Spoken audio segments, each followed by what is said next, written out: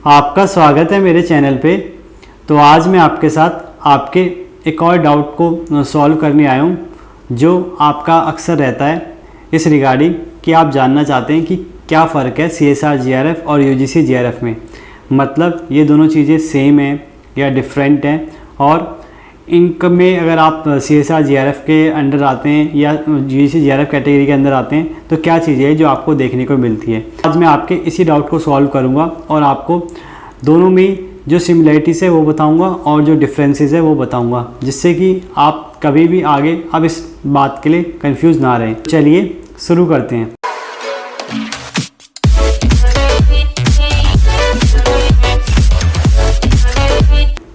तो सबसे पहले तो मैं आपको बता दूं, देखिए जो आपका साइंस के सब्जेक्ट्स का जो एग्ज़ाम होता है वो होता है joint CSR UGC net exam.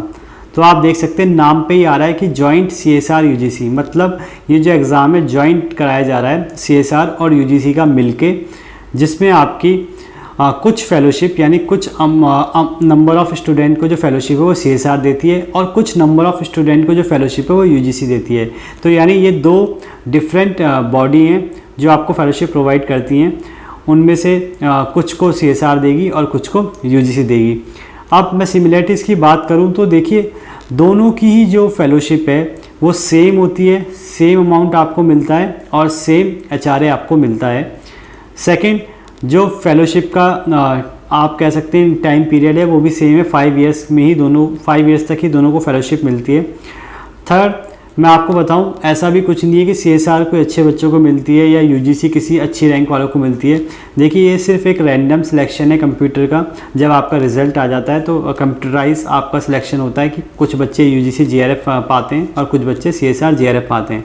Fourth point, कभी कभी आप पूछते हैं कि सर क्या CSR GRF को प्रियोरिटी मिलती है कहीं, मतलब जैसे CSR लैब्स में।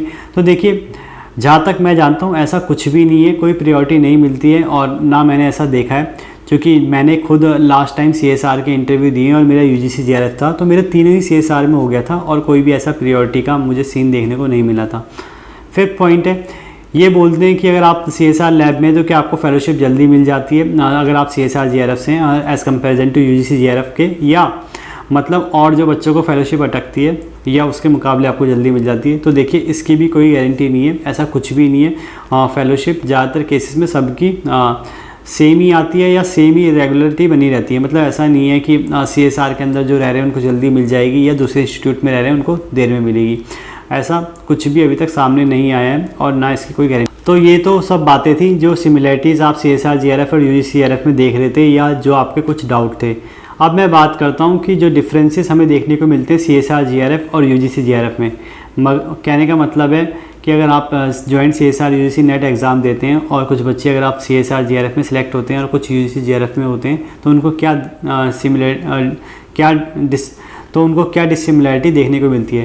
तो देखिए सबसे पहला तो अगर मैं फेलोशिप की ही बात करूं तो देखिए ज़्यादातर केसेस में ऐसा देखा गया है कि जो CSR GRF की फेलोशिप है वो इरेगुलर रहती है, यानी इसमें जो आपको फेलोशिप मिलती है वो काफ़ी रुक के मिलती है। पर UGC GRF में जो आपको फेलोशिप है वो रेगुलर मिलती है या उसकी जो फेलोशिप है वो एज़ कम्पेरिजन टू CSR की जल्दी आ जाती है या थोड़ी सी रेगुलरिटी उसमें ज़्यादा रहती है। सेकेंड, CSR GRF में अगर मैं बात करूं तो आपको जो GRF की कंटीजेंसी है वो थोड़ी ज़्यादा मिलती है as comparison to UGC GRF की, जहाँ तक मैं जानता हूँ। पर हाँ, यही चीज़ उल्टी हो जाती है जब आपका SRF हो जाता है तो जो आपकी CSR GRF की कंटीजेंसी है वो थोड़ी कम हो जाती है और UGC GRF की थोड़ी ज़्यादा हो जाती है। अगर मैं आपको बात करूं एडमिशन की तो देखिए CSR GRF में क्या होता है, अगर आपका किसी कॉलेज में रजिस्ट्रेशन नहीं भी हुआ है और आपने PhD स्टार्ट कर दी है, लेट अस सपोज आपने दिल्ली यूनिवर्सिटी में एडमिशन ले लिया अभी से ही और आपने अपनी PhD स्टार्ट कर दी किसी लैब में, पर आपका रजिस्ट्रेशन अभी नहीं हुआ है क्योंकि अभी वहाँ फॉर्म नहीं भरे गए हैं और एडमिशन नहीं हुआ है, तो आपकी फेलोशिप देखिए उसी दिन से चालू हो जाएगी जिस दिन से आपने लैब ज्वाइन कर लिए। पर ये केस जो है वो UGC GRF में नहीं है, यानी UGC GRF में फेलोशिप तब से ही स्टार्ट होती है जब आपका रजिस्ट्रेशन हो जाता है या जब आप अपना ज्वाइनिंग लेटर सबमिट कर देते हैं। फोर्थ पॉइंट मैं आपको बताऊं तो देखिए CSR GRF में क्या होता है, जब आप PhD करते हैं तो आपको पता है जो लास्ट प्रोसेस होते हैं दो होते हैं, एक तो जब आप थीसिस सबमिट कर देते हैं, एक देन आपका जब लास्ट वाइवा हो जाता है तो तब आपकी पूरी PhD कंप्लीट हो जाती है। तो देखिए CSR GRF में क्या होता है, जब तक आपका वाइवा होता है, यानी पीएचडी सबमिट करने के बाद भी अगर आप 1-2 महीने लगाते हैं वाइवा में, और जो जनरली होते भी हैं, जो जनरली लग भी जाते हैं, तो तब तक आपको फेलोशिप प्रोवाइड करते हैं CSR JRF में। पर यूजीसी JRF में क्या होता है, जिस दिन भी आपने अपनी थीसिस सबमिट कर दी उसके बाद आपका वाइवा कभी भी हो, पर आपको जो फेलोशिप है वो थीसिस सबमिशन तक ही मिलेगी। मतलब यूजीसी JRF में आपको जो फेलोशिप है वो थीसिस सबमिशन तक मिलती है, यानी जो यूजीसी JRF में आपको फेलोशिप है वो थीसिस सबमिशन तक मिलती है, पर CSR JRF में जो आपको फेलोशिप है वो आपको अप टू वाइवा तक मिलती है, यानी last day of PhD। Last point है, मैं डॉक्यूमेंटेशन का थोड़ा बता दूँ। तो देखिए, जो मुझे लगता है या मैंने देखा है और जहाँ तक मैंने स्टूडेंट्स से पूछा भी है या मेरे फ्रेंड्स भी हैं, तो देखिए यूजीसी JRF में जो डॉक्यूमेंटेशन का काम होता है वो थोड़ा इजी होता है और थोड़ा मतलब एक्सेसिबल होता है as comparison to CSR JRF के। CSR JRF में जो डॉक्यूमेंटेशन होता है थोड़ा सा कॉम्प्लेक्स होता है और थोड़ा सा इनएक्सेसिबल भी होता है कई कई जगह। तो ये चीज़ें जो फ़र्क है CSR JRF में और यूजीसी JRF में। तो देखिए, इन सब चीज़ों से अगर आप ओवरऑल देखेंगे तो आप देखिए कुछ एडवांटेज CSR में भी है, जैसे कि लास्ट तक फेलोशिप मिलना और जल्दी स्टार्ट होना, पर कुछ एडवांटेज यूजीसी में भी है, जैसे रेगुलर फेलोशिप मिलना और चीज़ें इजीली एक्सेसिबल होना।